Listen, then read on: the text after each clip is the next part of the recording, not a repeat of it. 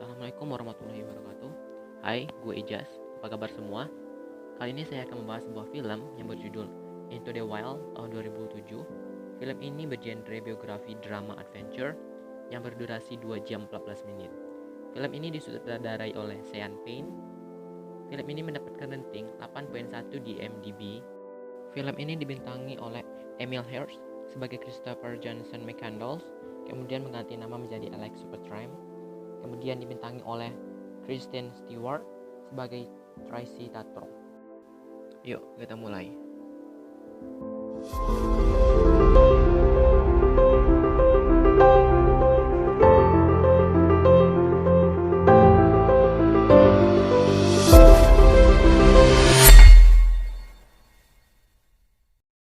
Cerita dimulai dengan menampilkan seorang ibu yang sedang memimpikan anaknya yang memanggil-manggil namanya.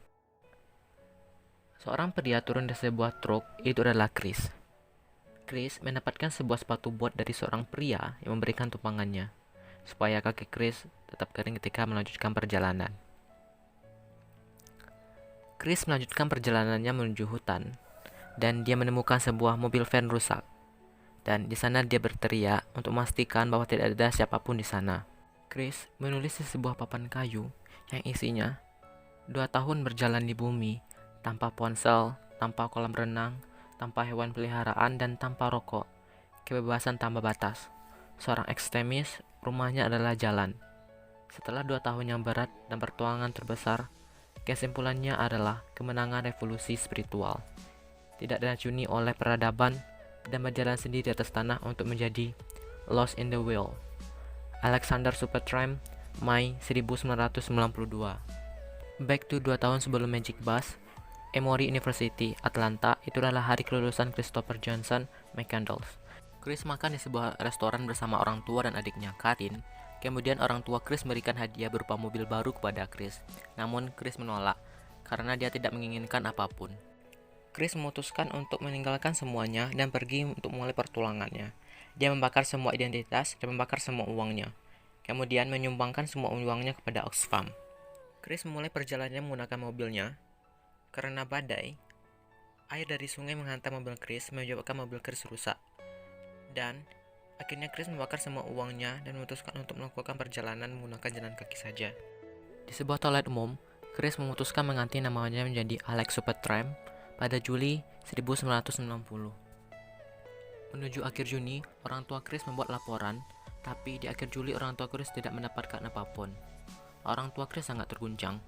Kemudian mereka menuju apartemen Chris dan mendapatkan informasi di sana bahwa Chris telah pergi sejak 2 bulan yang lalu. Pacific Crest Trail, sebelah utara California, Agustus 1990. Chris bertemu dengan sepasang suami istri, Jen dan Rainey, dan mendapatkan tumpangan. Kemudian Jen bertanya, "Apakah kamu seorang gelandang?" "Gelandang? Ya, orang yang berjalan tanpa tujuan," jawab Jen. Kemudian Jen bertanya lagi, "Di mana orang tuamu?" Alex menjawab, "Hidup dengan kebohongan di suatu tempat."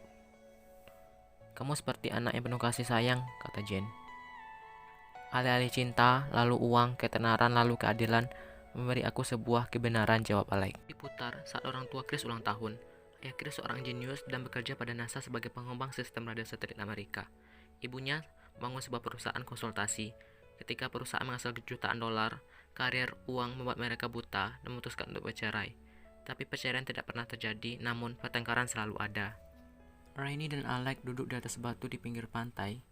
Rainey bercerita bahwa dia menyukai Jen bertahun-tahun. "Kami melalui semua ini dengan tenang, dan hal ini juga pergi dengan tenang." "Apa pendapatmu?" tanya Rainey. "Beberapa orang merasa tidak layak untuk menerima cinta. Mereka berjalan ke tempat yang kosong, mencoba mendekat dengan masa lalu," jawab Alex.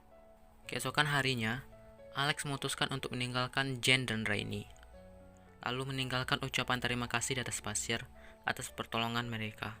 Alex melanjutkan perjalanannya dan berhenti di sebuah jembatan memakan sebuah apel dan bercerita kepada apel itu seperti temannya sendiri, kemudian melanjutkan perjalanannya. Alex bertemu dengan Wayne, dan Wayne mengajarkan cara mengundi mesin pemotong gandum. Di sebuah bar, mereka memain kartu bersama, dan keesokan harinya, Alex bekerja di pertanian milik Wayne sebagai buruh tani. Alex bercerita kepada Wayne Tujuannya adalah ke Alaska. Di sana tidak ada maps, tidak ada kemacetan, tidak ada apapun, hanya ada gunung, laut, langit, dan menjadi bagian dari alam. Wayne bertanya, apa yang akan kau lakukan di sana? Hanya hidup, hanya perlu ada di sana, di saat itu, di tempat dan waktu yang spesial, jawab Alex. Wayne berpikir bahwa Alex gila, kemudian berkata, kamu pria muda, tidak bisa menyulap darah dan api sepanjang waktu. Jawab Wayne, dan mereka hanya tertawa bersama. Wayne ditangkap oleh anggota FBI dan berteriak kepada Alex, Alex, kamu bisa kembali dan bekerja untukku kapanpun kamu mau. Kemudian Alex melanjutkan perjalanannya menuju Alaska. Alex meminta izin kepada polisi setempat untuk izin mendayung. Tapi, Alex harus memiliki lisensi dan harus menunggu selama 12 tahun untuk mendayung. Atau harus membayar sebesar $2.000. Alex tetap nekat dan berhasil menaklukkan sungai itu meskipun tanpa helm pelindung. Alex berniat untuk menelepon keluarganya, namun dia urungkan niatnya tersebut dan malah memberikan uang koinnya kepada seorang kakek untuk menelepon keluarganya. Alex menulis surat kepada Wayne, isinya, aku memutuskan untuk menjalani hidup ini. Beberapa waktu aku akan kembali lagi. Kebebasan dan kecantikan sederhana terlalu indah untuk dilewati. Laut Cortez, 2 Desember 1990. Alex sampai di Meksiko dan diinterogasi oleh pihak polisi di sana. Polisi bertanya, kamu hidup 39 hari di gua dan masuk melalui jalur irigasi dan tidak memiliki identitas apapun. Ya, begitulah jawab Alex. Selepas dari sana, Alex melanjutkan perjalanannya menggunakan kereta pengangkut dan sampai di pusat kota Meksiko.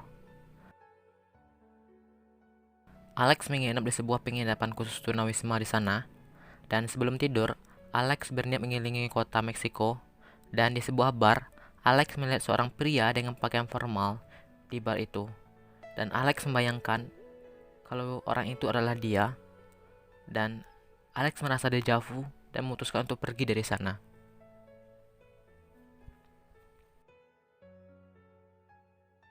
Sampai di sini dulu ya teman-teman. Bagaimana kelanjutan perjalanan Alex menuju Alaska? Kita nantikan di part 2 ya teman-teman. Tetap jaga kesehatan, stay safe, dan assalamualaikum warahmatullahi wabarakatuh.